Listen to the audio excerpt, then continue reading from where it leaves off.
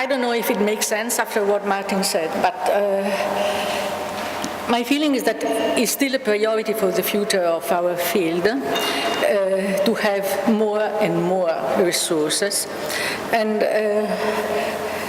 a plan could be to have large resources, but collaboratively built, collaboratively in many senses maybe. And I think this could be a sort of a new paradigm. We know that work on language resources is going many years. It started many years ago. And it seems to me that collaborative resources could be a natural next step in the evolution of the field of language resources. And we have seen now very recently that this field is quite vital. We have seen it at LOEC in Malta, where we had almost 1,300 people speaking about language resources, showing things in language resources. We all know, since many years, the language resources are infrastructural. And this means, when we deal with them, that we should go beyond individual, somehow, research interests. We should go towards interoperability, if we have to build this large. We spoke years ago about distribution. Now we speak about sharing and integrating, etc. Now we finally have, we will have soon, hopefully, a sort of open resource infrastructure connected to what Hans said, this meta-share part of the MetaNet. And in many cases, resources will be, instead of resources, will be services on resources.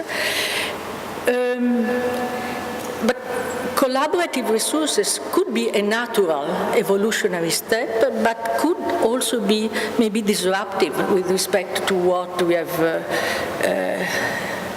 been doing so far until now. And we have to be careful not to go with ideas too late in time. For example, this meta-share will be built now. But some of us were proposing something very similar more than 7 years ago. And it took 7 years to push until something came out. We have seen and we know that there is a lot of work on language resources, but somehow disorganized because everyone does his own resource. I need this resource, I do. You need the resource, you do it, etc., etc. Now let's assume the meta-share works, and we have to assume that. Meta-share will be already a big step in making it possible to share all these various resources that we have in the world, etc. But I think we need much more. We need a real paradigm shift that goes beyond what I was saying, this individual building of resources only, the various egos on resources. It requires a change of mentality from my approach, because I want to have my approach, to sometimes some compromise that allows to put what I think is my approach together with what you think is your approach, etc., to have something that is able to build on each other resources and so on. And I think that this will make us more mature and more similar to what happens in more mature sciences. As similar to what happens in experiments in physics or in the genome project, where there are thousands of people working on the same big enterprise. Language is a big enterprise. Sometimes I think that it's even much more difficult than physics experiments, because language is a very difficult thing. And I think we need thousands of people working on this enterprise. That's my dream. That's my dream. Having a lot of people really working together in a collaborative way, as if in a common shared task. And for this we would need a collaborative way of working as a really new methodology of work that we are not yet used to develop. I don't know if we can speak about cyber infrastructure or whatever, but really, real scientific work on language. To assemble a big map of language data, language mechanism, etc., for all of the world's languages. A very small piece of it is the LREC map that we have presented at LREC, but that's just the meta-knowledge, is not the knowledge of the language.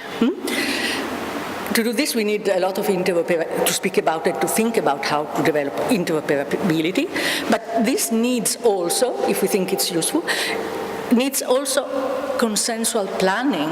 It's not something that happens because you do this, I do that, etc., etc. We need common strategies. We need to think at what this big plan can be and what can be a shared objective, which is not just the sum of individual efforts, I think. And it must be, I think, a well-structured, collective, I would add, well-thought enterprise. In the middle, in order to go in this direction, a short-term thing could be to start a very large multilingual annotation plan in the short term. First, I think we should refund in Europe somehow resources. We were funding, I mean the Commission, funding resources 10 years ago or so. Now nothing, and now I think we are behind, for example, US, speaking about annotation. I think also here we need a very large multilingual annotation plan or cross-lingual annotation plan with real planning, again, instead of scattered initiatives as a common shared task. Annotation of big, possibly same or similar, parallel for 23 or more languages, and also some export languages, or Chinese or others interesting languages, with all bigger than it's written there, all the possible annotation layers that you can imagine, and more and more and more annotation layers of conceptual, semantic type, time, language, sentiment, opinion, whatever. Any possible type of annotation on this, mostly, as far as we can, automatically. Obviously, this requires, again, recommendation about standards, interoperability, IPR issues, etc., to create a sustainable infrastructure for such a corpus, completely annotated. And I think we need this also to understand a little bit, something that we don't understand at all, I'm afraid, what is the interplay between the knowledge that we have at the various levels of annotation, at the various level of, at the various dimensions of language, which has so many dimensions. And more, not just obviously morphology and syntax, but more and more of the other layers. What is the interplay between these layers? Who knows? I think it's time that we try to have a big map of language, putting all the knowledge that we have about language first, and I don't know if I have, yes, and then going, and that connects maybe a little bit to what Martin was saying. Language, why language is difficult? I always think of two characteristics for language. One is vagueness, that makes it difficult, and the other is that is connected to knowledge and to word, knowledge and word. Let's put the two things together. So the next step is collaborative knowledge linking, building. How? We have to think about. Going for content interoperability is easy to, not so easy, but it's easy to get interoperability at other layers, but content interoperability, knowledge resources can be multimodal, obviously, etc., etc., etc. Adopting again the paradigm of accumulation of knowledge that was so successful, that is so successful in other more mature sciences. We should learn from these sciences and see how to adopt their paradigm maybe to our field, connecting language and knowledge, and having synergies with a lot of neighboring areas, obviously, from neuroscience to perception and so on. to see whether we can have this concept of collective intelligence to emerge. That's what I wanted to propose. That's my dream, to have a large genome-like language project, which requires obviously not a one-time short-term initiative, but Hans said, think it's something for the future. I think it needs really a modification of our direction, of the way in which we work today, a modification in the priorities through a program of sustained long-term funding.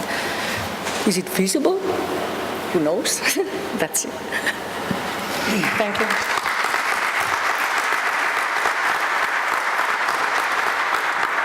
All right, so now we have get robots in. That was sort of the first dream. Now we have the genome-like language project, language technology project. That's the second dream. Hans, you want to comment on that? But I'll try. So,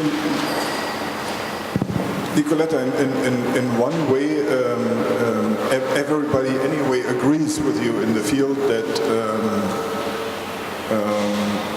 maybe not just larger volumes of data, but different types of data are needed. There are much more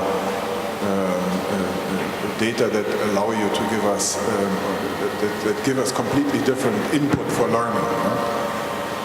Right now, already it turns out that annotated data are, in many cases, right now at this stage, more effective than intellectual work to get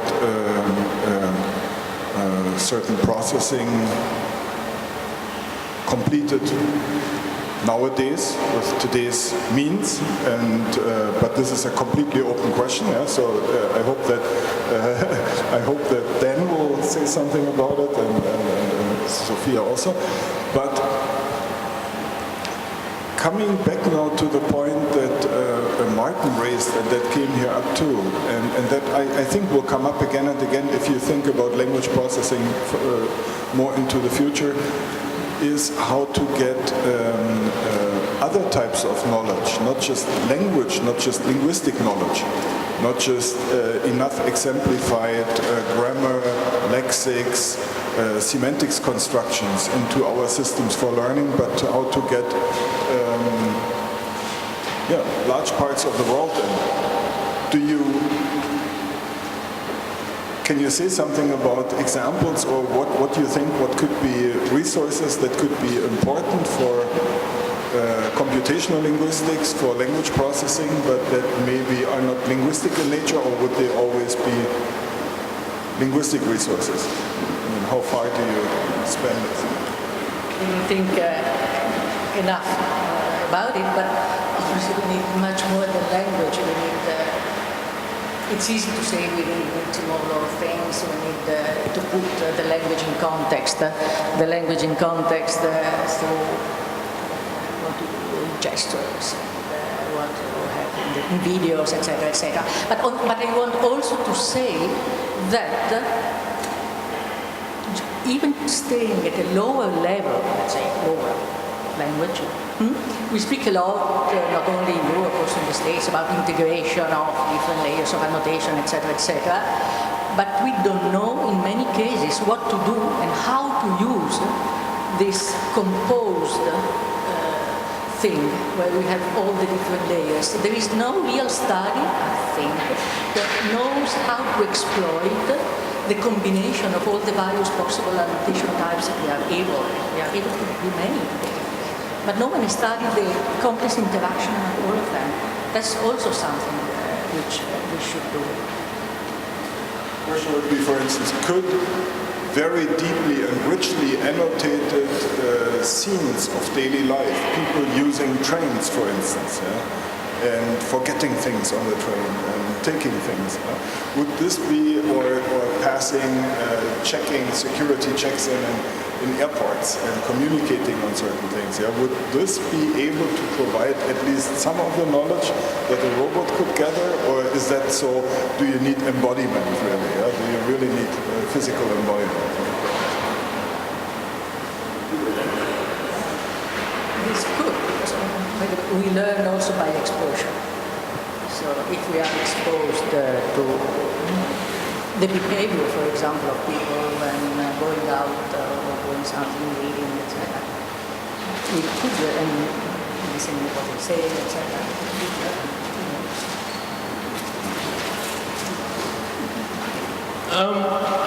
The stuff about robots could be all blue sky. I mean, but there is, as far as resources are concerned, I'm perhaps the only person in the room who is against them. There's this song that, you know, there's no data like more data. Well, I think that Zipf's law tells you, it follows from Zipf's law as a theorem that more data is useless